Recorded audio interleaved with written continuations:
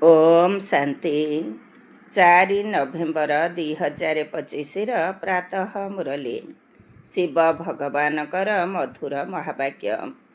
ଶିବ ବାବା କହୁଛନ୍ତି, ମିଠେ ବଚେ, ଏବେ ତୁମେମାନେ ସତ୍ୟ ପିତାଙ୍କ ଦ୍ୱାରା ସତ୍ୟ ଦେବତା ହେଉଛ। ସେଥିପାଇଁ ସତ୍ୟ ଯୁଗରେ ସତ୍ସଙ୍ଗ କରିବାର ଆବଶ୍ୟକତା ନାହିଁ। ଏବେ ତୁମେମାନେ ସତ୍ୟ ପିତାଙ୍କ ଦ୍ୱାରା ସତ୍ୟ ଦେବତା ହେଉଛ। ସେଥିପାଇଁ ସତ୍ୟ ଯୁଗରେ ସତସଙ୍ଗ କରିବାର ଆବଶ୍ୟକତା ନାହିଁ। ଆଜିର ପ୍ରଶ୍ନ, ସତ୍ୟ ଯୁଗରେ ଦେବତାମାନଙ୍କ ଦ୍ୱାରା କୌଣସି ପ୍ରକାରର ବିକର୍ମ ହୋଇପାରିବ ନାହିଁ, କାହିଁକି? ସତ୍ୟ ଯୁଗରେ ଦେବତାମାନଙ୍କ ଦ୍ୱାରା କୌଣସି ପ୍ରକାରର ବିକର୍ମ ହୋଇପାରିବ ନାହିଁ, କାହିଁକି? ଉତ୍ତର, କାହିଁକି ନା ସେମାନଙ୍କୁ ସତ୍ୟ ପିତାଙ୍କର ବରଦାନ ମିଳିଥାଏ। ବିକର୍ମ ସେତେବେଳେ ହୋଇଥାଏ ଯେତେବେଳେ ରାବଣର ଅଭିଶାପ ମିଳିବାକୁ ଲାଗିଥାଏ। ସତ୍ୟ ତ୍ରେତା ଯୁଗରେ ସଦ୍ଗତିରେ ହିଁ ଥାନ୍ତି। ସେ ସମୟରେ ଦୁର୍ଗତିର ନାମ ରହିବ ନାହିଁ, ବିକାର ହିଁ ରହିବ ନାହିଁ, ଯାହାଦ୍ୱାରା କୌଣସି ବିକର୍ମ ହେବ।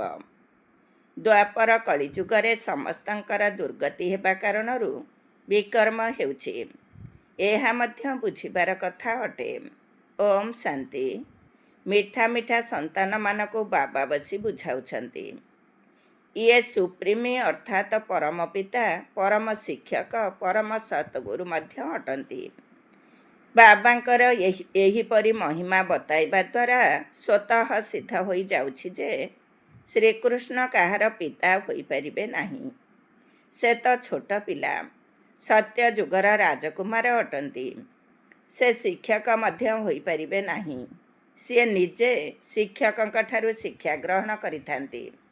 ସେଠାରେ ଗୁରୁ ତ କେହି ରହିବେ ନାହିଁ, କାହିଁକି ନା ସେଠାରେ ସମସ୍ତେ ସଦ୍ଗତିରେ ଥାନ୍ତି।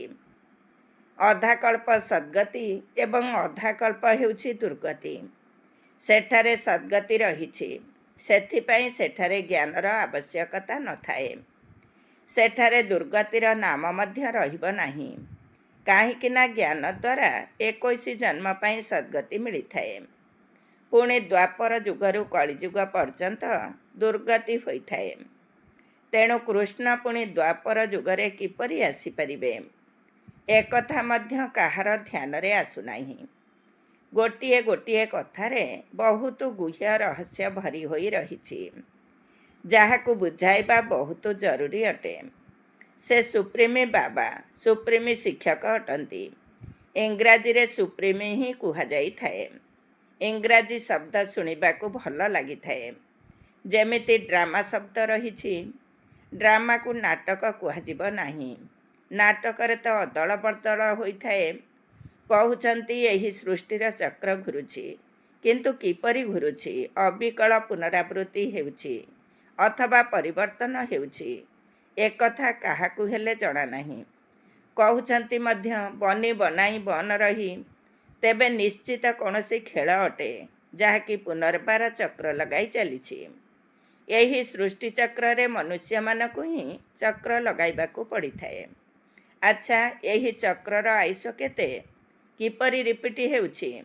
ଏହାକୁ ଘୂରିବାରେ କେତେ ସମୟ ଲାଗୁଛି? ଏକଥା କେହି ଜାଣିନାହାନ୍ତି। ଇସଲାମୀ, ବୌଦ୍ଧି ଆଦି ଏସବୁ ହେଉଛନ୍ତି ବିଭିନ୍ନ ସମ୍ପ୍ରଦାୟ, ଯେଉଁମାନଙ୍କର ଡ୍ରାମାରେ ପାର୍ଟ ରହିଛି। ତୁମ ବ୍ରାହ୍ମଣମାନଙ୍କର ରାଜବଂଶ ନାହିଁ, ଏହା ହେଉଛି ବ୍ରାହ୍ମଣ କୁଳ। ସର୍ବୋତ୍ତମ ବ୍ରାହ୍ମଣ କୁଳ କୁହାଯାଏ। ଦେବୀ ଦେବତାମାନଙ୍କର ମଧ୍ୟ କୁଳ ରହିଛି। ଏହାକୁ ବୁଝାଇବା ତ ବହୁତ ସହଜ। ସୂକ୍ଷ୍ମ ଲୋକରେ ଫରିସ୍ତାମାନେ ରହିଥାନ୍ତି, ସେଠାରେ ହାଡ଼ମାଂସ ନଥାଏ। ଦେବତାମାନଙ୍କର ତ ହାଡ଼ମାଂସ ରହିଛି ନା। ବ୍ରହ୍ମା ସୋ ବିଷ୍ଣୁ, ବିଷ୍ଣୁ ସୋ ବ୍ରହ୍ମା।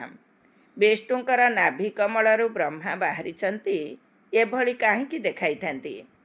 ସୂକ୍ଷ୍ମ ଲୋକରେ ତ ଏକଥା ନଥାଏ ନା, ହୀରା ନୀଳା ଆଦି ରହିବ। ସେଥିପାଇଁ ବ୍ରହ୍ମାଙ୍କୁ ଧଳା ପୋଷାକଧାରୀ ବ୍ରାହ୍ମଣ ରୂପରେ ଦେଖାଇଛନ୍ତି।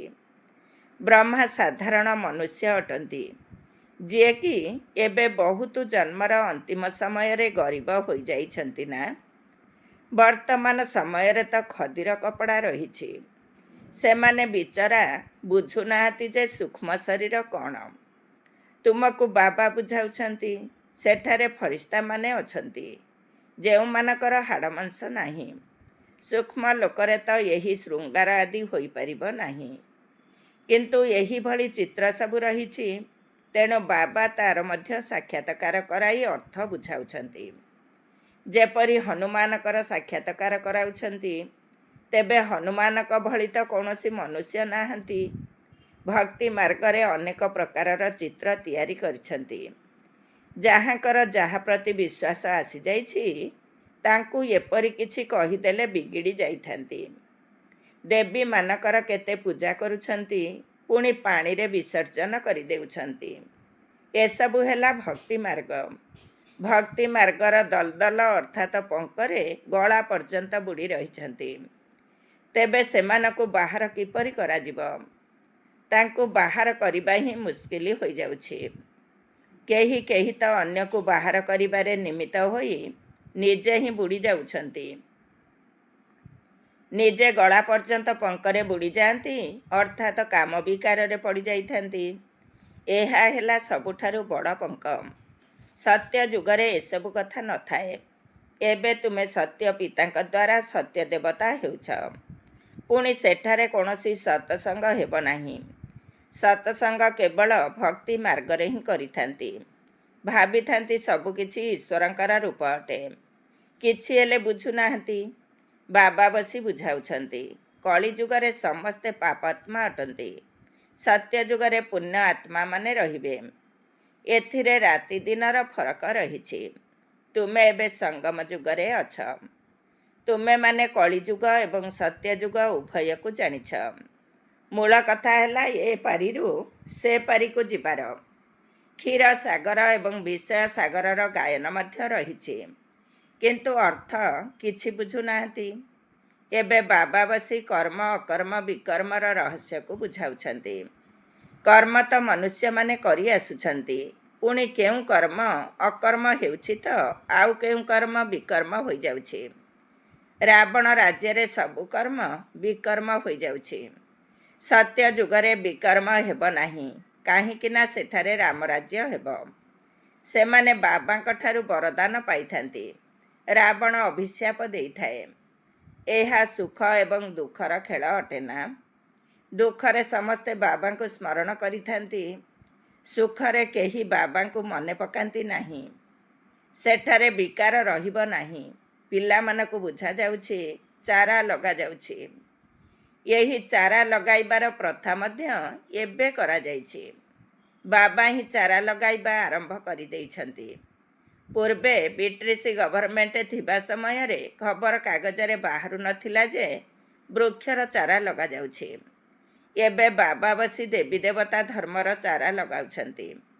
ଆଉ କୌଣସି ଚାରା ଲଗାଉନାହାନ୍ତି। ବର୍ତ୍ତମାନ ବହୁତ ଧର୍ମ ରହିଛି, କିନ୍ତୁ ଦେବୀ ଦେବତା ଧର୍ମ ପ୍ରାୟ ଲୋପ ହୋଇଯାଇଛି। ବର୍ତ୍ତମାନ ସମସ୍ତେ ଧର୍ମଭ୍ରଷ୍ଟ କର୍ମଭ୍ରଷ୍ଟ ହୋଇଯାଇଛନ୍ତି। ତେଣୁ ନାମ ମଧ୍ୟ ଓଲଟା ସିଧା ରଖିଦେଇଛନ୍ତି। ଯେଉଁମାନେ ଦେବତା ଧର୍ମାବଲମ୍ବୀ ଥିଲେ ସେମାନଙ୍କୁ ପୁନର୍ବାର ଏହି ଦେବୀ ଦେବତା ଧର୍ମରେ ଆସିବାକୁ ହେବ। ସମସ୍ତଙ୍କୁ ନିଜ ନିଜର ଧର୍ମକୁ ହିଁ ଯିବାକୁ ହେବ। ଖ୍ରୀଷ୍ଟିଆନ ଧର୍ମରୁ ବାହାରି ପୁଣି ଦେବୀ ଦେବତା ଧର୍ମକୁ ଆସିପାରିବେ ନାହିଁ। ମୁକ୍ତି ତ ପାଇପାରିବେ ନାହିଁ।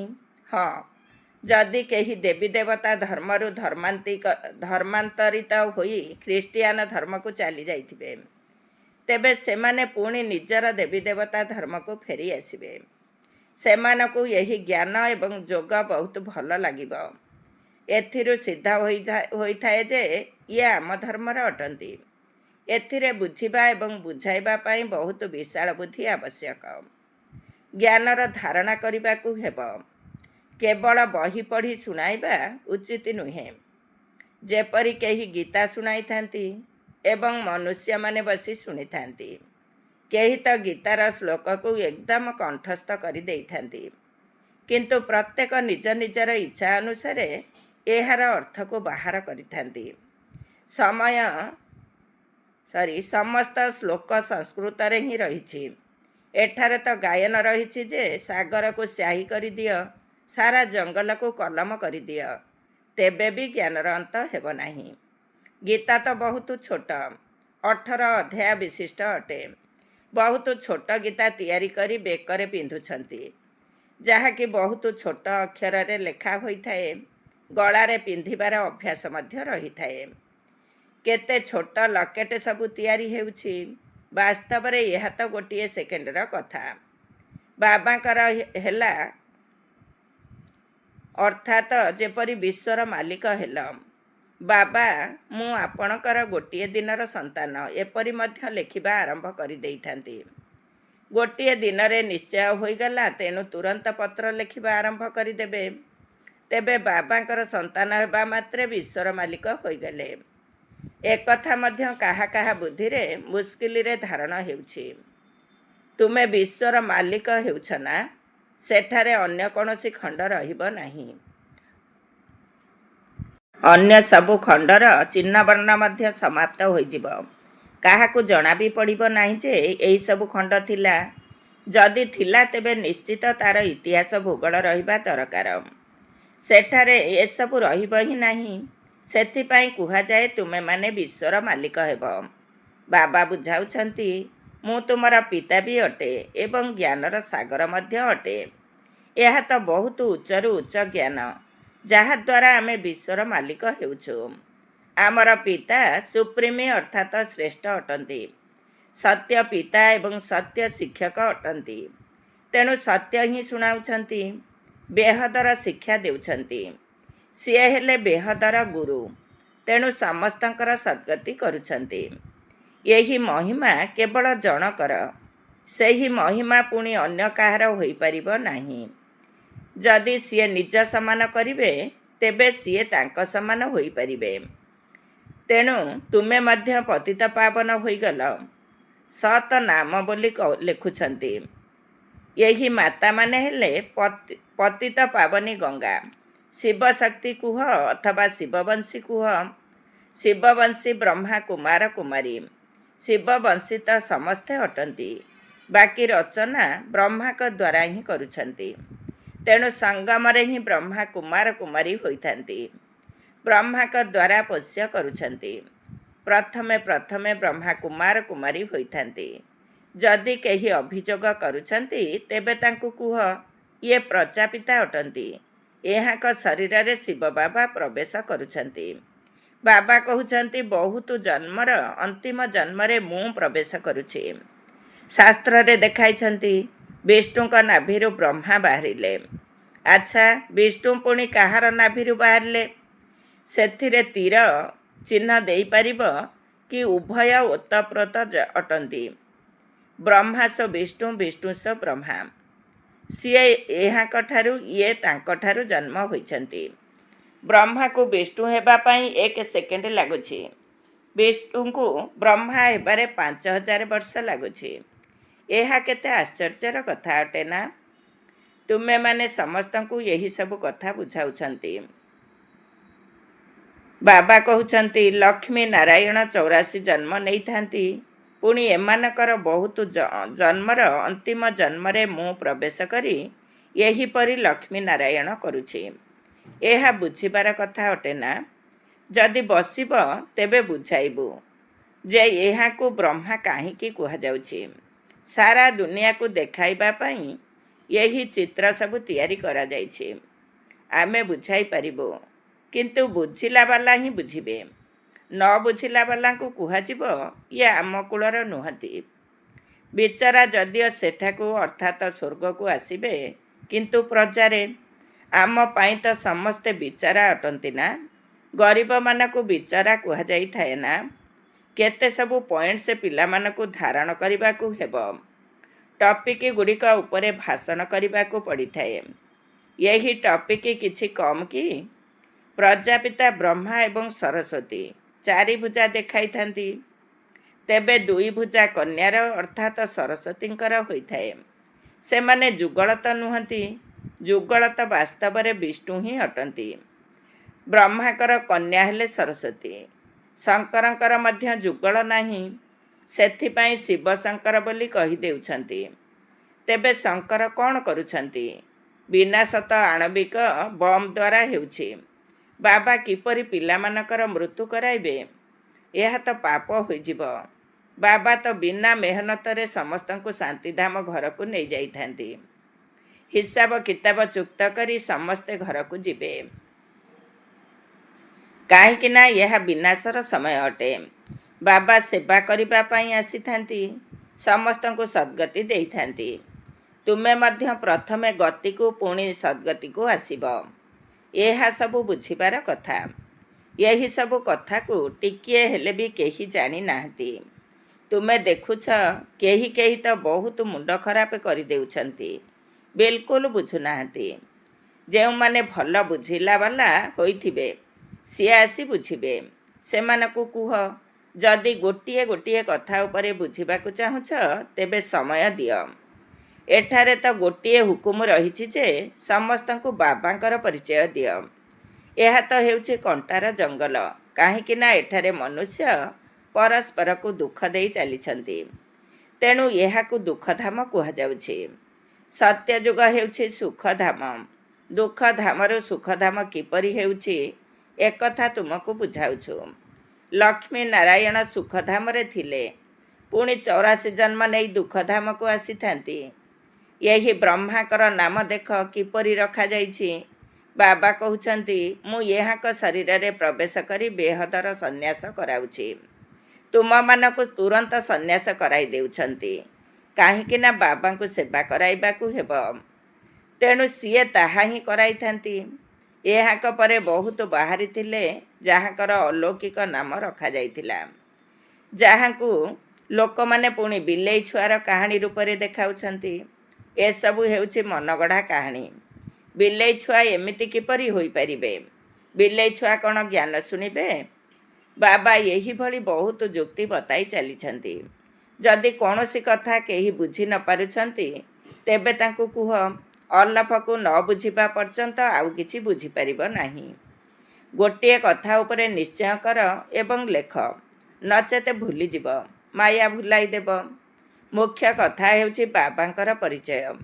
ଆମ ବାବା ସୁପ୍ରିମ ପିତା, ସୁପ୍ରିମ ଶିକ୍ଷକ ଅଟନ୍ତି, ଯିଏକି ସାରା ବିଶ୍ୱର ଆଦି ମଧ୍ୟ ଅନ୍ତର ରହସ୍ୟକୁ ବୁଝାଉଛନ୍ତି, ଯେଉଁ ବିଷୟରେ କାହାକୁ ହେଲେ ଜଣା ନାହିଁ। ଏସବୁକୁ ବୁଝାଇବା ପାଇଁ ସମୟ ଦରକାର।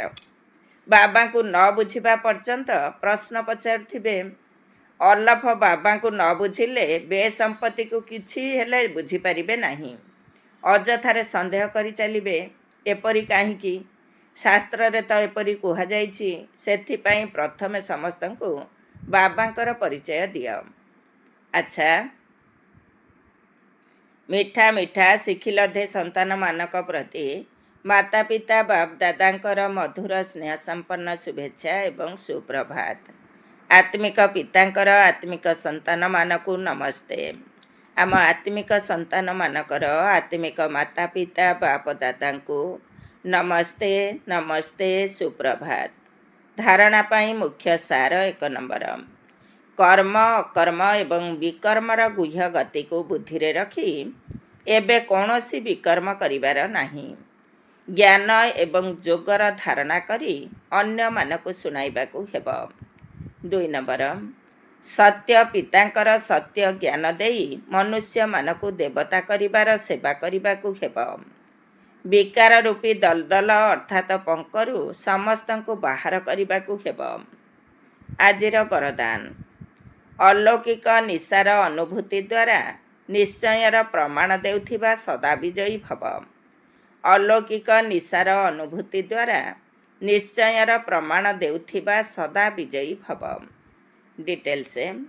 ଅଲୌକିକ ଆତ୍ମିକ ନିଶା ନିଶ୍ଚୟର ଦର୍ପଣ ଅଟେ ଏବଂ ନିଶ୍ଚୟର ପ୍ରମାଣ ହେଉଛି ନିଶା, ଏବଂ ନିଶାର ପ୍ରମାଣ ହେଲା ଖୁସି।